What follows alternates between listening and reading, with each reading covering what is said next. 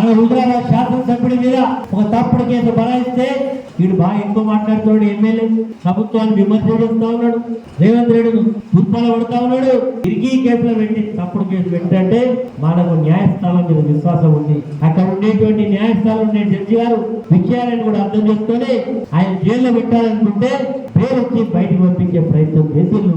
కాబట్టి ఈ రోజు ఒక ఎమ్మెల్యేకి ఈ పరిస్థితి ఉంటే ఈ రోజు మన నియోజకవర్గంలో కూడా మన ఎమ్మెల్యే గారు కూడా ఆయన ఫలితాల మీద నమ్మకం లేదు. ఆయన ఎంతసేపు ఎంతమంది మన శ్రీనివాస్ పెద్దకోడపల్లి మాట గుడ్లేదా చేస్తున్నాడు. గుడ్లేదా చేస్తే భయపడడానికి ఎవడైనా చిన్నపిల్లలు అంటాడా? ఈ రోజు చిన్నపిల్లగానే భయపడే పరిస్థితి కాదు. ఇక్కడ ఉన్నారు ఎవరు అసలు సిసలైనటువంటి బీఆర్ఎస్ సైనికులు ఉన్నారు.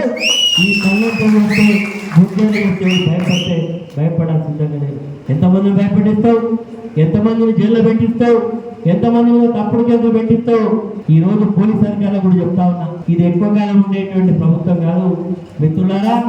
మీరు కూడా ఎందుకంటే విధి నిర్వహణ చేయండి తప్ప ఏది పడుతుంది ఎమ్మెల్యే చెప్పిండని ఎమ్మెల్యే సంతృప్తి పట్టడానికి, మరి కాంగ్రెస్ పార్టీ కార్యకర్తలు సంతృప్తి పెట్టడానికి, బీఆర్ఎస్ పార్టీ కార్యకర్తల మీద కేసు పెట్టడానికి ప్రయత్నం చేస్తుంటే మాత్రం మీకు ఓపిక పట్టినాం. కొత్తగా ఏంటి ఏదో కొత్త మురిపాలు ఉన్నారు, కొద్ది రోజులు వదిలిద్దామనుకో. నేను ఈరోజు చెప్తా ఉన్నా, ఎక్కడ బీఆర్ఎస్ పార్టీ కార్యకర్తగా అప్పుడు కేసు పెడితే తప్పకుండా కార్యకర్తకు అండగా ఉంటారు.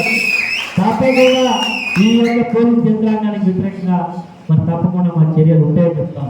మీరు పద్ధతి ప్రకారం ఉంటే మేము నా అంత పద్ధతి వాడు ఇంకెవడు ఉండడు. పద్ధతి తప్పే మాత్రం నా అంత ఖచ్చితంగా నిలదీసేవాడు కూడా ఉండడం చెప్పి